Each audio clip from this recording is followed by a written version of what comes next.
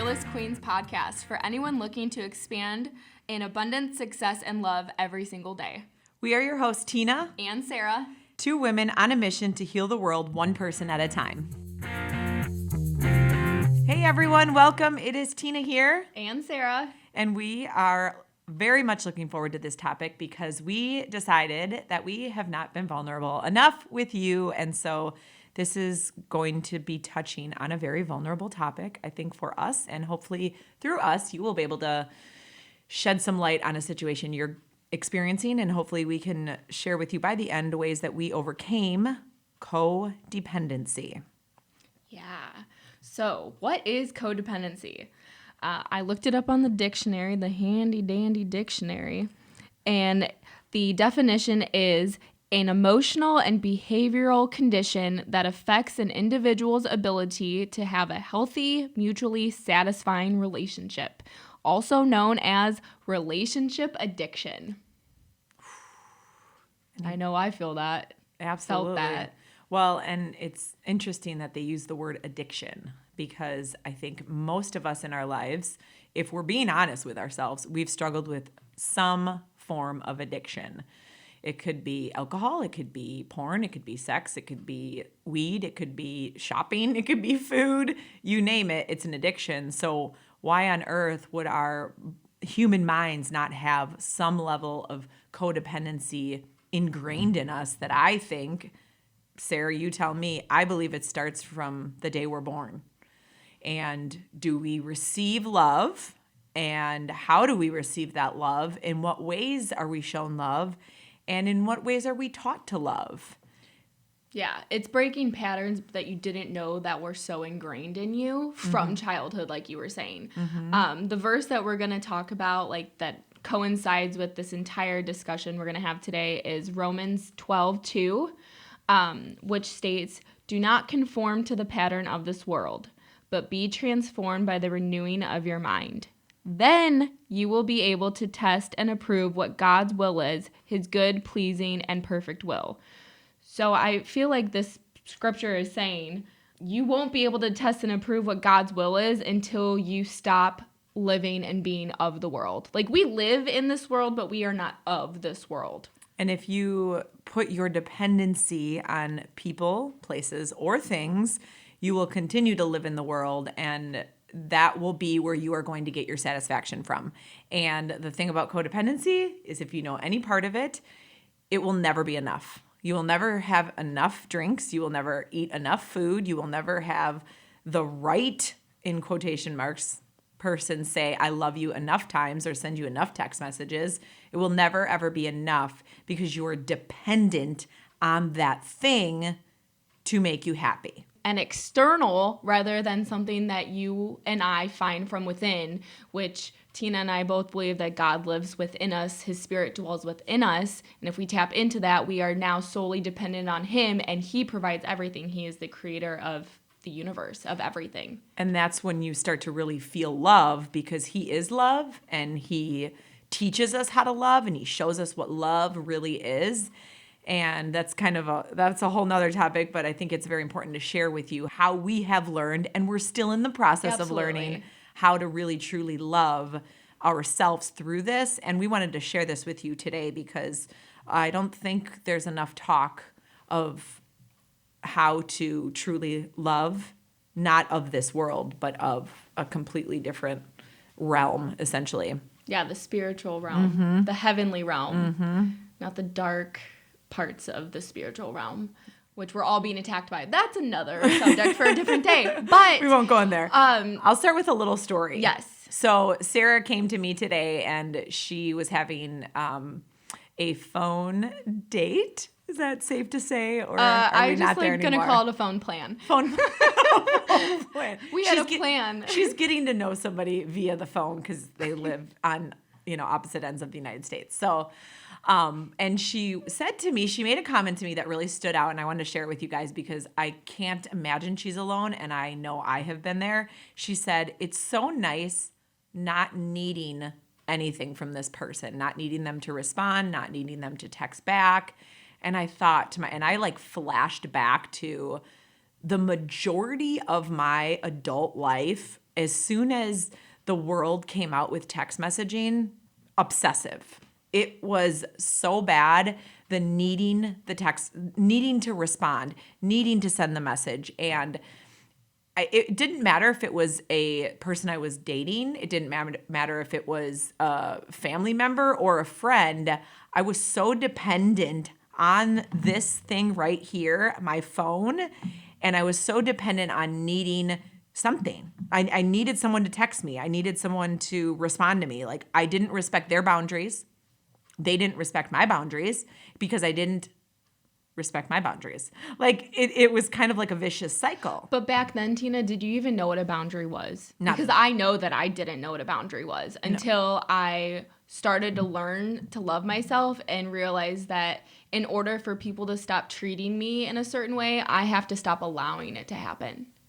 No, I absolutely did not know that, because when I was younger, I was taught in order to receive love, you had to act a certain way or do a certain thing. And if you didn't, then you weren't loved. And so in my mind, I correlated pretty much every codependent thing that I had to that, essentially. And you don't know until you're made aware. And then when you're made aware, that's when the fun starts. And I'm being very sarcastic when I say that, because this was not an easy road. I can recall many, many nights of laying in bed with my phone next to my head, which is absolutely horrible now that I'm learning about all the things that are emitted out of the phone. That's a whole nother topic, but they actually create the phone for you to be addicted to it. And I remember just sitting there waiting for someone to respond, waiting for someone to say we're going to hang out the next day, waiting for someone to be available for me, right? Because then it's like, for me, it's me. You're responding to me. I need you to hang out with me. So then there's that twisted, it's almost like I need them, but I need them to need me, because finding your self-worth in other people rather than being okay with your own self. Yeah. Absolutely. And it's crazy because when I started to, I would say I started to really prey on that, because it felt very fleshy to me. It felt like it was not coming from a place of God, coming from a place of love. And so I just started to prey on it. And I actually had to, this sounds crazy, but this is what I had to do. I had to turn on my silencer. So I would silence my notifications until, for a specific amount of time throughout the day. I would silence it at a certain time at night, and I had to keep my phone away from me. I had to actively make the choice to change my pattern of thinking, until now I just do it. Now I honestly, like, when I say I don't care if someone responds, obviously I want to hear from somebody. Obviously I want them to respond to my question, but I don't need them to. Everybody has their own life. And I want to share that with you because I understand what it's like to depend on things. I understand what it's like to depend on people. I understand what it's like to depend on on things, on food, on drinking, whatever it is. But coming through to the other side and feeling how much more peaceful it is when you are in the space of not needing anything. It's such a better place to be. And I can only give you what I feel. I can't give you the action to actually go ahead and do it. But I will tell you, it was a challenge for me. And so for me, actually making a time in my phone when I could only be on it created in my mind, oh, wait, I guess I don't need it that much. And when we went to the banquet and didn't have our phones for 4 days, I was like, I don't want my phone back. Like the second I picked my phone up after not having it for 4 days, the second I touched my phone, I started to get anxious. Wow. And I was like, I picked, because I left it at home and Gary dropped me off at home. I picked up my phone off of my chair and I literally threw it, because I was like, what is that feeling when when you're not glued to something hours and hours and hours and hours a day? Facebook, Instagram, TikTok, texting, Messenger, and then you wonder why you have no time. I have no time in a day. Well, of course you don't have time, because you're not being specific about what you do with your time. And I remember throwing the phone back on the chair, and I'm like, I got to figure this out. Wow. I got to figure out how to not be on this thing, because the peace that I felt when I was connecting with human beings and having conversations and not touching my phone is a piece that you cannot have on that phone. Unless you're FaceTiming your mom, if you love your mom like I do. Or your child. Oh my gosh. So is it safe to say that like difficulty making relationships, identifying your feelings? So like when you were at the great banquet and did not have your phone, you didn't realize how codependent you were on it with the notifications, the gratifications of other people, the texting, the knowing that you had people concerned of what you were doing and needed to respond, that you were able to identify those feelings because you circled back and were like, wait, I haven't felt like this in 4 days. Now why all of a sudden am I feeling that way again? You know what's so interesting when you said that, Sarah, is I also realized that when I was not attached to my phone, I was able to be expressive with myself at the banquet. So I let my emotions and my feelings and my thoughts flow because I'm not like, oh, I wonder what this means. I'm going to go look it up. I wonder who's doing this. I'm going to look it up. It's like you just naturally live. So you were living in the present moment? Yeah. Wow. Because we weren't caught up in what everybody else's moments looked like on our cellular devices. That was my phone being thrown. But dude, yes. I love it. Yes. Hey guys, Tina here. I am super excited to share something with you that has been incredibly beneficial to my day. It has helped with so many things for my mood, my energy, my sleep, my skin, my focus, all the things, and it's super clean, which is very, very important to me. If you want more information, I would love to share it with you. Send me a message on my Instagram. My handle is Tina M. Kafka, or there is a link in my bio. I'm super excited. I want to hear from you. I want to build a relationship and help you to create the best life that you want, meant for you. Bye, guys. Yeah. So, and then you were talking about being aware once I got home. What was the question you asked about being aware of your feelings? That you were identifying how you felt. You said as soon as you picked it up, you felt anxious or like, whoa, like, what is this? Mm-hmm. What is this feeling? I haven't felt like this in 4 days. Mm-hmm. And now I'm picking up this phone and all these anxious thoughts and emotions are flooding back in because you picked up the device. Well, and I'll share with you guys, my business is run from my phone. Like, I run my business. I live in a state where now I'm building friendships, but most of my friendships were in other states and even my son's in another country. So like, I was dependent on my phone because I told myself I had to be. That was air quotes. Lots of air quotes today.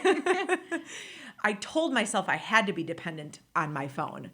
But then when I stepped away, I'm like, oh, you mean like if I end up in a grave tomorrow, the world is going to go on without me?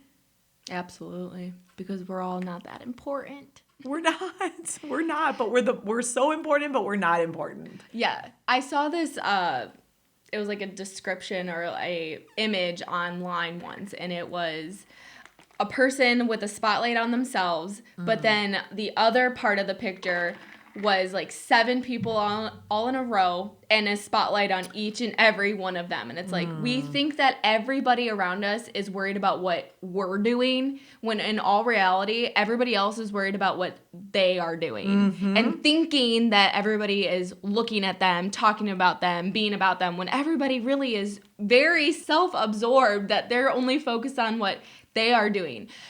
And that's like comparing in a sense, or realizing that like, hey, we are not as important as we think we are. Like, not everybody is looking at us.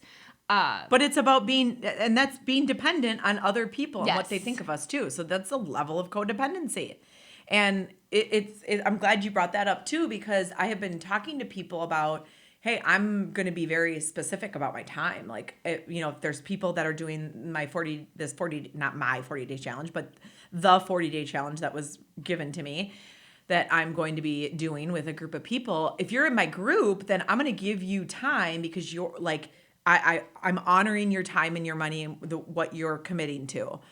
But I'm also going to be very specific about not reaching out to certain people or not messaging certain people who aren't adding value. And I'm not saying that in a mean way. Time is our most precious commodity, and we have to choose to use it wisely. And I've had people say, I am so like, I need to do that. I need to honor my time. I need to not respond to every single message when someone messages me. We get so addicted to like not just needing someone to message us, but also needing to respond back to people. And that I had a friend tell me after he lost somebody that he's like, I just can't respond to everybody anymore. And you either honor that person or you think it's about you, which goes back to your spotlight thing. Yeah.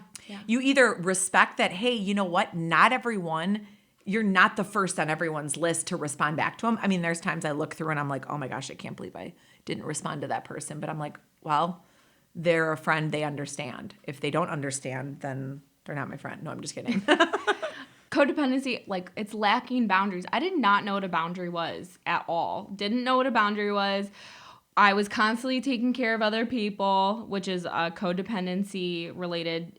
So what is a boundary? What do you feel? Boundary. So like using it hopefully in an example of your life where you didn't realize and then you realized and then you were able to start to shift it. So it's not a small boundary, but a boundary that comes to my mind is one I had to put with my dad because about a year ago, I had my 9-to-5 still and I was working from home, and I love him to death, but he would just pop on over whenever he felt like it.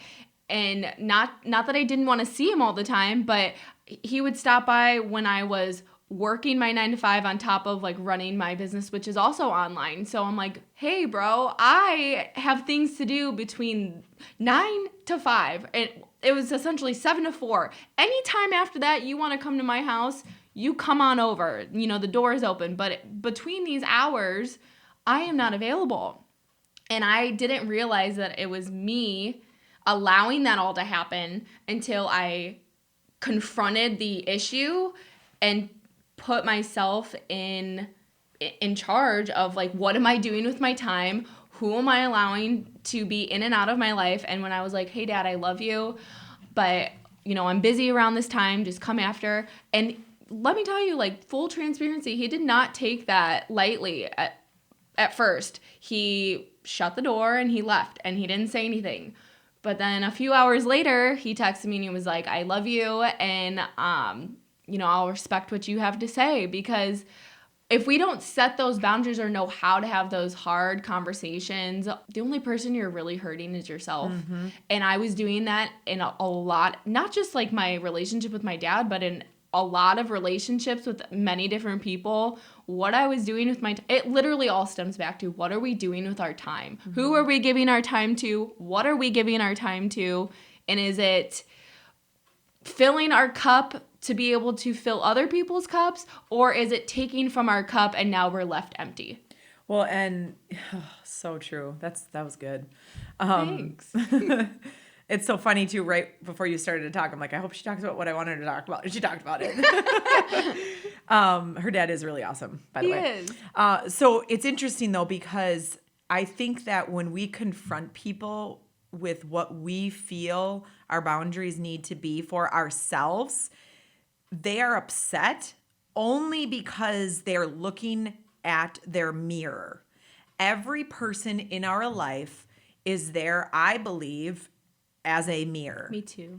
Either a mirror of who we, like what we want to become. So we look at them and we admire them. I'm not talking about jealousy. That is a very bad thing. I'm talking about, wow, I admire this in this person. I admire Sarah's leadership, and through her leadership, I'm learning to be a better leader. But I don't look at her like, oh, why she got to lead everything? I'm like, wow, what can I learn from her, right? So she's my mirror in that way. And then I look at other people and I see, you know, there's certain things where I'm like, I see them act certain ways that I'm like, oh, why are they doing that? That's so annoying. And I'm like, oh, because they're my mirror, because they show me where I have work yet to do. And so when you start to create boundaries, the only reason someone will get upset with you, and I don't know, maybe there's another one, but this is what I'm coming up with. The only reason someone will get upset with you is because, number one, they're not courageous enough to set their own boundaries, or they are looking at, that's it. They're not courageous enough they're not courageous. That's not the right word. You don't know what you don't know until you know. So it's awareness. Because if you're aware that there's something going on that you can turn and realize that there is a solution, but you're the only one that has the key to like open the door or change it. But until you have the awareness that you have the key to open that door, you're both going to like just continue to like knock on it until it opens, but it's never going to open until somebody takes the key out of their pocket, turn it, and then it opens. And hopefully it's somebody who you have built a great foundational relationship with, much like Sarah and I, or much like Sarah and her dad. They can talk to each other and work through it and come out the other side. People that do not respect your boundaries are probably people that are that no longer need to be on your pathway. You can love them from afar. You can pray for them. You don't have to be ill or anything like that, but they don't need to be in your inner circle. And most of the time, it does not even require a conversation. Most of the time, what it is like you said, you pray silently for that person and for the relationship, and then they just kind of fall away and they see your changes. I've had this happen. There was someone who was just always negative. And I'm like, I got to get this person out of my life, but I've been friends with them forever. So how am I supposed to get rid of them? Air quotes again. But you don't get rid of them. You be the shining example of love in your heart. They will know him through your love. And that person will either notice that quality in you and want to shift because they want to be around you, or they will just, like, I hate to say the word disappear, but they just kind of like I just picture fog leaving. Like they just like dissipate, essentially. Thank you. That's the word I was looking for. The reason why I want to share that is because a lot of times we're like, I'm making all these changes. Who are my 5 people? If you're not my 5 people, then you're out of my life. But it doesn't have to go that way. It can go very natural. Yeah. A prayer that I definitely know I was praying a lot in my last relationship was change me and bless them. Change me and bless them. And oh boy, did I get the change me. And I pray that they are being blessed in many ways. But when you pray that prayer and you say change me and bless them, God is not blessing them in all the areas that you think they're like, oh, they're going to have abundance and they're going to have all these like great, beautiful blessings. Like he's going to meet them where they're at and he's going to start to change their life, their world, like bless them and seek them out in ways that they will understand. I love that. That's so true. It doesn't have to be a hard stop. No, I mean, I know for boundaries, like I'm just looking at codependency again, and it also means like you have trouble communicating in relationships, valuing the approval of others. Tina talked about that with, the texting and the notifications. Lacking trust in yourself, having poor self-esteem, caretaking. And lacking boundaries. All of that I definitely have felt throughout my entire life. I'm the oldest child, so for me, I just feel like I was born into the role of taking care of people. Like I have 2 younger siblings who look up to me. Growing up, I had the best examples of what not to do and what not to be, which has led me to who I am and where I'm at now in life. And when in the past, before I started like turning from within and realizing that I'm the only one that can change myself and it's not external things, it's not other people, like it has to come from within, I basically, like I was taking care of everybody else and living for everybody else's expectations of who they wanted me to be. And when God stripped me away from everyone and everything that I thought I wanted and what I was going to be back at the beginning of 2022, I realized that I had no idea who Sarah was, who was looking back at me in the mirror, until I turned to God, Jesus Christ, the only person that will ever fulfill that deep hole in your life that you try to get it from all the things that we discussed, addictive behaviors, external people, drugs, alcohol, all the things that this world tells us to do when we're feeling sad or we're feeling happy or whatever. I mean, you name it, there's a time and place for wherever 5 p.m. is. And and when I realized, and like the cold hard truth of like, I'm the only person that can make Sarah be what she wants to be, and like it has to do with nobody else but yourself. Well, and it's interesting you brought that up. That reminds me of a situation I went through where, and I've really, really been asking to be stripped of any running to anything that is not serving the greater good. And when I say the greater good, I mean whatever the plan is for me, I have to strip away everything that's not serving my life. And so I had a situation that I had to deal with where, and I don't want to talk too much about it because it's a private situation, but I had to handle the situation the best way I knew how. And I did pretty good considering. And through that situation, I went home and I was a wreck. I was a wreck. It was something that happened on my brother's birthday, and it was unexpected. Everything turned out to be good with everything, but it was still very difficult for me. And so I got home and I was like, oh gosh. Well, first I stayed at where I was way longer because I didn't want to go face what I knew the emotions that were going to come up. And so I stayed where I was a lot longer than probably I should have. And not in a bad way. I was around great, wholesome people. And then I went home and I sat there and I just started crying. And I'm like, well, I can't run to drinking. I don't drink anymore. I can't run to smoking. I'm not a smoker. I can't run to sex. I am celibate. I can't run to shopping. I don't want to spend any money. You get where I'm going with this. And I literally would sit, I'm not even exaggerating. I sat on my couch and I'm like, well, I don't want to be codependent anymore on anything. I don't want to be codependent. I didn't even want to call a person. Because yes, there are times when, where two or more are gathered, there he will be, and you can grow and you can heal. And obviously I believe in the power of prayer more than anything in this entire world. However, at this moment, I felt like I needed to not be dependent on anything else. And I sat there and I would cry and then I would pray and then I would cry. And it probably happened for about 12 hours. I'm not exaggerating. But it was in that moment, and the reason why I want to share this is because, again, you guys look at Sarah and I, and you may think, oh my God, they're so happy, they're so beautiful, they love Jesus, like everything's great. No. It's not always great all the time. And so I'm sharing this little bit of a vulnerable situation because I want you to know, number one, it's okay to cry. It's actually very therapeutically healthy and healing. Anger is the most surface emotion you can have. So you want to dip down below that surface a little bit and feel the pain.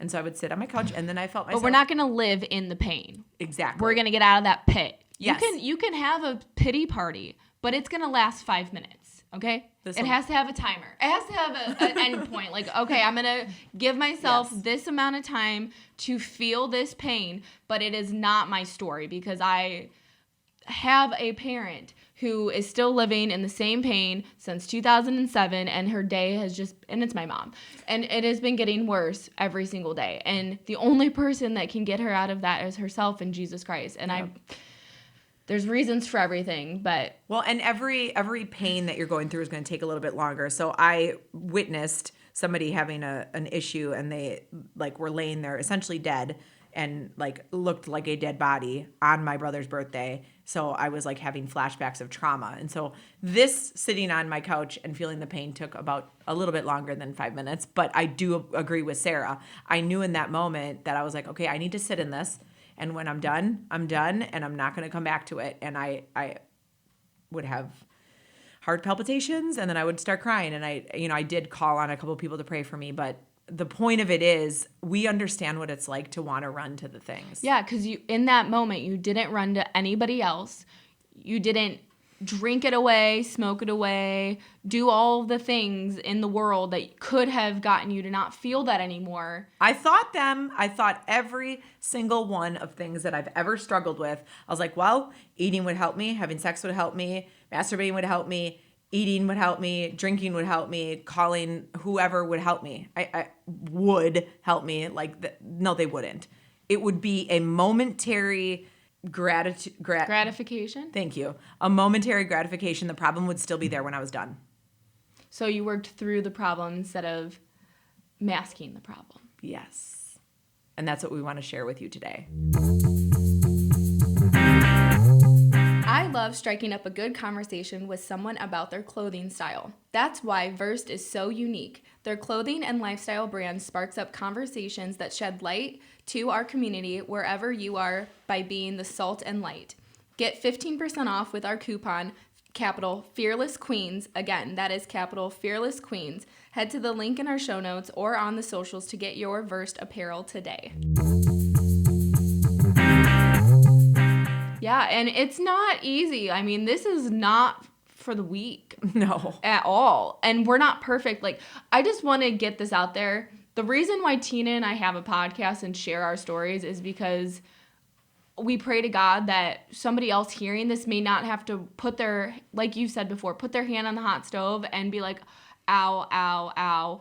And now, oh my gosh, I've had it there so dang long that now I'm literally losing my hand and my skin is falling off, because I've been there, done that with relationships, with addictions, with self-sabotaging. I was a hateful bitch for the longest dang time until I realized that I'm the common denominator in everything that I do in my life, good, bad, and ugly. And what am I going to do about it? Because my relationships and my situations and the way I carry myself are never going to change unless I look in the mirror and realize that I'm the only one that can do something about it. You're the only one that can get yourself out of the pit with Jesus. Amen.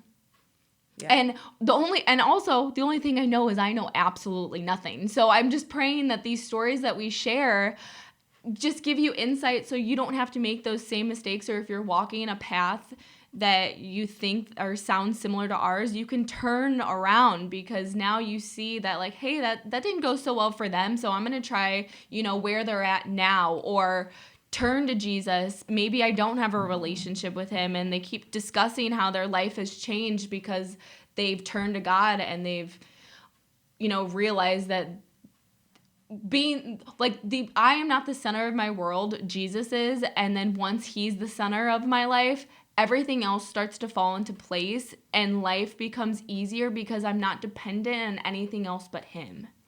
And I understand that some of you that listen and follow what we do know that we have the most absolute love for Jesus Christ, and that is how Sarah and I get through everything we get through. Honestly, we don't get through it. Like, we are so, Sarah, like I'll speak for myself. Tina is so weak and trying to, I got this. Your entire life, you're going to you just won't have as much strength. And so I want to share with you what the armor they speak of, the armor of protection is. It's the full armor of God, and it's the feet of, do you know what it is? I don't know it verbatim. I don't, but essentially, like, while you're looking that up, having the armor of God is so much better than just having the armor of yourself on, because yourself can only take you so far, because your past patterns, your past relationships, your past mistakes are still a part of you. And if you're just, I know that I've been convicted of this the past week or the past few months, where I know that I'm making a turn for the better in my life, but then I will hit a feeling that I don't want to feel anymore, and I will look in my rearview mirror and be like, well, I can turn to that person and I can turn to that addictive behavior and I can redo that thing, but that's not going to keep me moving forward. That's just a huge roadblock for myself, that now I'm like, why am I turning around and looking back so much when I'm trying to move forward in my life? And so putting on the armor of God, protecting yourself, rather than saying, like, oh, my motivation's going to get me there, my determination, my self-love and self-worth, because none of it comes without God. Like, I am beautifully and wonderfully created in God. And I know who I am because I know whose I am. So the armor of God is the belt of truth. You probably want everyone that you meet to be truthful with you, and you in turn honor that truth. And God is the only one who can be fully truthful. So the belt of truth, the breastplate of righteousness. And it's not like, when we say righteousness, it's not like self-righteous. It's just doing our best by God every day to do the right thing every day. The gospel of peace, meaning peace. Don't you want to feel peace in your heart, and you want to feel peace with those around you? And that doesn't mean like everything is hunky-dory, that like your circumstances are great. It means being content in every circumstance, in any situation, in every situation, because no matter what, the blanket of protection is on you because God has you in the palm of his hand. Yes, that's beautiful.